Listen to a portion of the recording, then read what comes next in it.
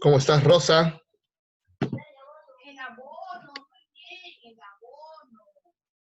A ver, Buenas Mariana, tardes, teacher. Mariana, lee tu chat, por favor. Ya, lee tu chat, Mariana, ya, te voy a escribir. Por favor.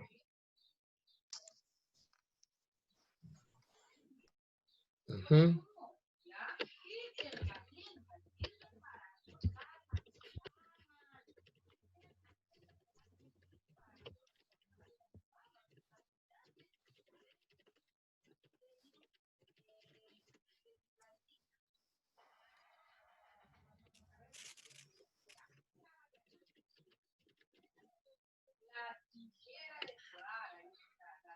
Ya, Mariana, lee, por favor, lo que te he escrito, ¿ya? Listo, ya está, listo. Muy bien, señores, ¿cómo están? Buenos días. Escuchen, hoy día, saben que tienen su práctica, ¿verdad?, de comprensión lectora. Entonces, en esta hora vamos a hacer una retroalimentación, ¿ya? Una retroalimentación es una especie de repaso. Pero ten en cuenta lo siguiente, ¿bien? Ustedes han tenido que llegar hasta la página hoy 123, ¿ya? Hasta la página 123. Hasta ahí han llegado. Y nos falta poquito para terminar la obra. Seguramente mañana que continuamos ya tendríamos que terminar. Tú dirás, profesor, pero la pregunta clásica, ¿no?, de un estudiante a veces, que no es correcta esa pregunta, ¿qué va a venir en el examen? Preguntas, pues, ¿qué van a venir? Obviamente, de todo lo que hemos establecido, de todo lo que hemos leído, de todo lo que hemos estudiado, de todo lo que hemos analizado. Para eso sirve esta retroalimentación, ¿ya? Entonces voy a hacer preguntas a manera de afianzamiento, reforzamiento, de tal forma que todo lo que nosotros veamos hoy acá va a servir para recordar. Recuerda, en la plataforma, hoy ya he dejado de la 113 a la 123. Hasta ahí nos tenemos que quedar como lectura hoy, ¿ya? De 5 a 9 está la práctica. Así que es muy importante que tú tomes tus precauciones y en el momento indicado, es decir, de esa hora hasta que culmine, de 5 a 9, tú puedes dar las prácticas que te corresponden en el día de hoy, en este caso. Entonces, partiendo de esta situación, yo tendría que preguntarle a Daniela Mateo, haciendo una retrospectiva, muy bien, ¿cómo inicia la historia de Ana Z, Daniela? ¿Cómo se inicia esta aventura de Ana Z? Te escucho, Daniela Mateo. Buenos días, teacher. La historia de Ana Z comienza cuando Ana Z va a un lugar como una especie de campo. Ella se acerca a un pozo y empezó a pensar, y en una de esas dice que no se dio cuenta y su chompa se enganchó a su collar, haciendo que este collar se rompiera. Ella tenía mucho cariño a ese collar, entonces ella bajó al pozo a buscar. Correcto, muy bien, perfecto. Hasta ahí es como comienza la historia de Ana Z. Pero vamos a ir un poco más al fondo de las situaciones para poder establecer una manera de interpretación, ¿ya? Primero hacemos una cronología. Luego yo voy a hacer preguntas como que de verdadero y falso me las van a fundamentar. A ver, vamos a hacer una cronología. Por eso le dije a Mateo que iniciara, porque así inicia la historia. Entonces, haciendo una cronología, ¿cuál es el primer personaje? Recuerda que acá hay símbolos, hay muchas metáforas. ¿Cuál es o quién es el primer personaje que aparece en la obra para Ana Z? Haciendo la cronología. Anciana. La anciana, correcto, la anciana. Luego de la anciana, ¿quién aparece? El topo. El topo, muy bien. El topo. Y luego del topo, El minero. perfecto. Y luego del minero, El pastor. el pastor, sí, el pastor. Si lo vemos desde ese punto de vista cronológico, y luego del pastor, Señora con el jarrón en la muy cabeza. bien, con el cántaro en la cabeza. Claro. Correcto, muy bien. Hasta ahí tenemos una cronología. ¿Te has olvidado de alguien importante? ¿Los peces? No, de alguien No, importante. Los ladrones. Los ladrones. Ah, muy bien, pero que aparece en el desierto y es un hombre de azul. Los Tuareg. Muy el bien, hombre, los Tuareg, muy bien. Ya tenemos a los personajes, profesor. Tengo mi cronología de personajes. Perfecto. Ahora, yo te preguntaré qué simboliza cada uno de esos personajes. Es importante que sepas qué simboliza. A ver, de todos los personajes que tú me has dicho, quién simbolizaría la sabiduría y la esperanza? El La pastor. anciana. La anciana, correcto, la anciana. ¿Quién simbolizaría, por ejemplo, la luz de esperanza? Ojo, hay varios personajes que pueden estar entrelazados. El topo y ¿quién más? el minero. Y el minero. Perfecto, listo, muy bien. ¿Quién representará la guía? El pastor. El pastor, muy bien. Y si esto es así, yo pregunto, ¿qué representará la señora con el cántaro de agua en la cabeza? La realidad. El Puede espejismo. ser en los espejismos, la realidad, la confrontación entre lo real y lo ficticio. Muy bien, chicos, muy bien. Ahora, pregunto, y pregunta del millón. Ya tenemos casi todos los personajes con los simbolismos. ¿Y el hombre azul qué representará?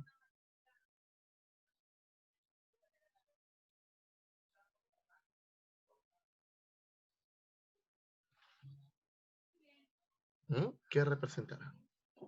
A ver, te pongo a prueba. ¿Qué crees que represente?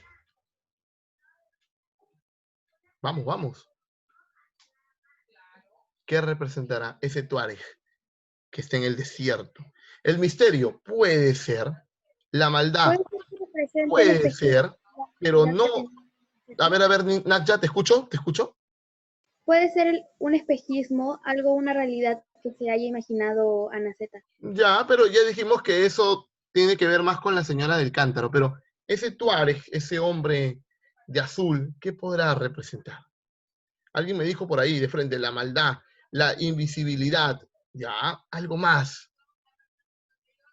¿Qué puede representar? Recuerda que con este Tuareg, con este hombre azul, se va a dar muchas situaciones en el desierto. Para que encuentres el simbolismo, te doy esas dos situaciones. Número 1, el Tuareg no la va a vender. ¿Por qué no la va a vender? ¿Por qué no la vendería el Tuareg? Se la pide un rico camellero para casarla con su hijo, dice, ¿verdad? Pero el Tuareg le dice que no. Y Ana le dice, gracias. Y le dice, no es tanto por ti, sino que esos camellos están muy ¿qué? Están flacos, correcto.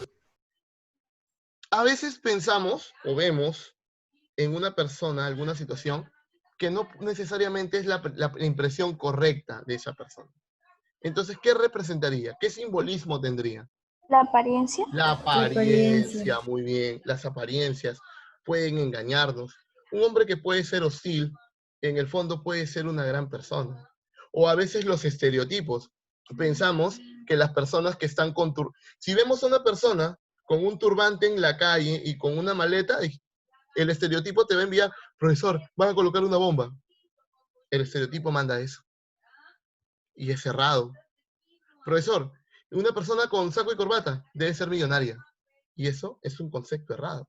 Entonces, muchas veces no es lo que nuestros ojos vislumbran a primera vista. Las apariencias podrían engañar. Ahora, hay otra pregunta del $1.000.000, teniendo en cuenta también el tema del desierto y teniendo también en cuenta el tema de Anaceta con Tuareg. Aquí se vislumbran dos culturas muy importantes. Primero la cultura egipcia, y luego hay otra cultura donde aparecen los sultanes. ¿Qué cultura es? La India. Ya, muy bien, está cerca, sí, todo lo que es ese extremo del mundo. Tiene que ver también con los árabes, ¿ya? Tiene que ver con los árabes, ¿verdad? Porque recuerda que aquí hay dos puntos importantes, que sirven como cultura y sirven como parte literaria. La primera es que se cita o se hace referencia a la obra Las Mil y Una Noches. ¿Ya? Las Mil y Una Noches. Entonces, todo este proceso, ¿ya? Ojo, estamos saliendo ya de una cultura que es la egipcia y nos vamos a otra cultura donde, por ejemplo, la manera de ver las situaciones pueden ser muy cambiantes. Por ejemplo, el hecho de que exista un harén. ¿Qué es un harén? El sultán y tiene su harén. ¿Qué es? Te escucho. Vamos. Tiene varias ¿qué? Varias ¿qué? Mujeres. Varias mujeres, muy bien, varias esposas.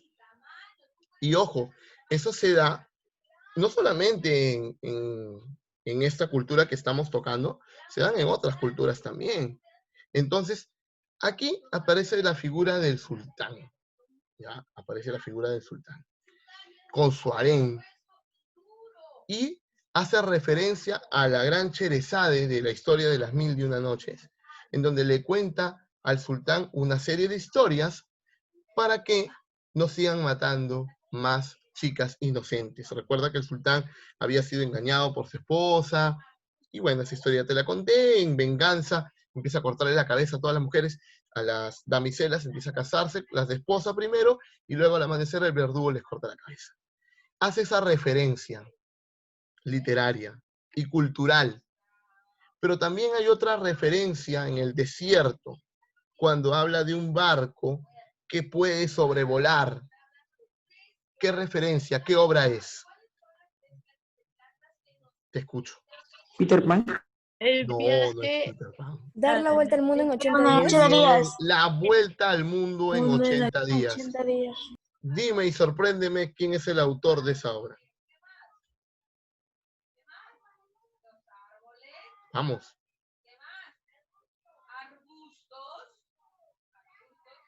Vamos, vamos.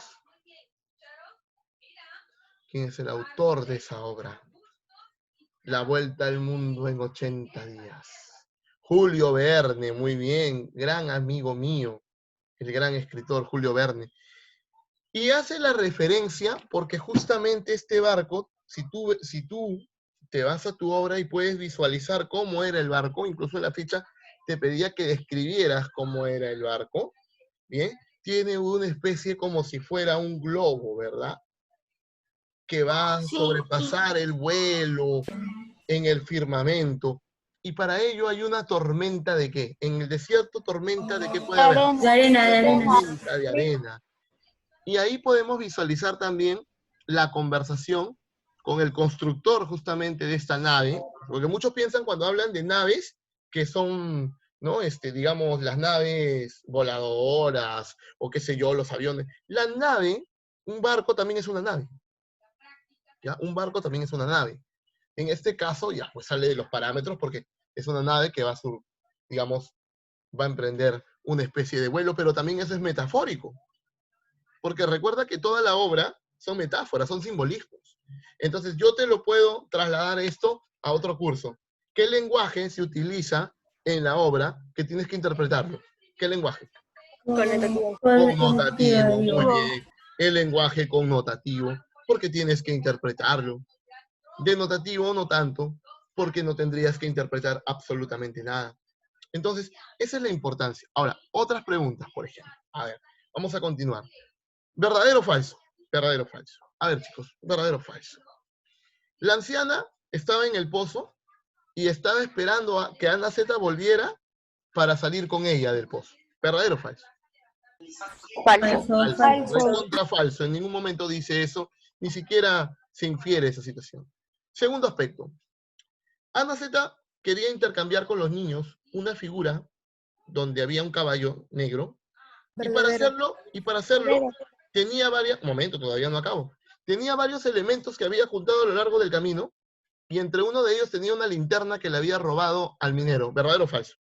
Falso. Falso. No había regalado. ¿Qué le da? No. ¿El minero qué le obsequia? ¿El minero qué le Un obsequia a casco. Ana? Casco, un Casco. casco. ¿Y qué más? Lámpara. ¿Y qué más? Escamas de oro. Escamas de de alevín. oro. Y hemos dicho que alevín es un pez pequeño, ¿verdad? Es como la cría del pez. Correcto, listo. Entonces es falso. Continuemos. El camellero que quería comprar a Ana se la quería intercambiar al hombre azul por 10 camellos. ¿Verdadero o falso? Verdadero. Falso. ¿Por cuántos camellos eran? Por Por 20 camellos. 20. 20 Ah, camellos. O sea, 20 camellos. Dime tú, el propósito de la autora es destacar las ciudades modernas de África o de otras culturas. ¿Verdadero o falso? Falso. Falso. Porque en ningún momento habla de ciudades modernas. Todo lo que hemos visto tiene que ver al aspecto antiguo, al remoto. Es decir, todo lo que ancestralmente puede servir para poder cultivar lo que nosotros llamamos la herencia ancestral. La herencia no solamente material, sino de patrimonio cultural, patrimonio de la humanidad. Pregunto yo, se puede inferir acerca de los elementos que existen en la obra, pero hay dos elementos muy importantes en África. Uno es un desierto y el otro es un río. ¿Cuáles son esos dos aspectos? Uno es un desierto y el otro es un río. ¿Cuáles son los dos aspectos? Te escucho. Vamos. Te escucho, hijo. ¿Cuáles son? Profe, ¿puede repetir la pregunta? Claro. Se puede inferir, y es más, se cita también entre líneas y puntualmente, culturalmente y geográficamente, ¿cuál es el río y el desierto que aparecen en la obra? Río Nilo. Ya, el río Nilo, perfecto. Ahora, un desierto, por cultura Sahara. general, clásico, Sahara. muy bien, el Sahara. desierto del Sahara. Correcto, muy bien, hijos. Y seguimos hablando de África y seguimos hablando de la cultura también, en este caso, egipcia. Y ya para terminar un poco este bloque, sí, porque tenemos, es correcto, hasta las 12:20, yo te preguntaría, en este caso, ¿cuál es el propósito de la autora? ¿Cuál es su propósito al escribir esta obra? ¿Qué temas podría resaltar en esta obra? Número uno, ya me lo dijiste, por ejemplo, el tema de las culturas. ¿Qué más? ¿Qué otro tema? Aparte de la cultura. En la obra, recuerda, ¿qué aparecen en cada personaje? ¿Qué aparecen Los en cada... valores y antivalores. Muy bien, los valores y antivalores, pero recuerda, ¿qué representa cada personaje? ¿Un qué? Recuerda. Esto, hasta el cansancio lo he dicho, ¿ah? Espejismo. No. Valor. ¿Qué representa? Metáfora. Metáforas, tiene otra palabra. Son metáforas, ¿qué más?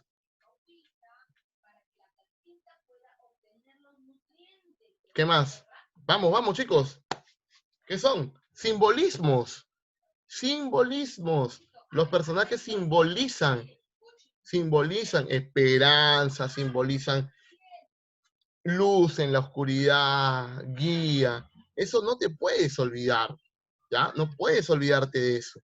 Ahora, estructura, recuerda todos los sucesos que ocurren en la obra hasta llegar, básicamente, o prácticamente ya casi al final, donde vas a descubrir si Ana lo que realmente está pasando es producto de su imaginación. Recuerda los espejismos, recuerda el desierto, recuerda cómo está llegando ella a diferentes puntos donde parece confundirse entre los buses, parece confundirse entre la algarabía de los niños, parece confundirse entre las ciudades.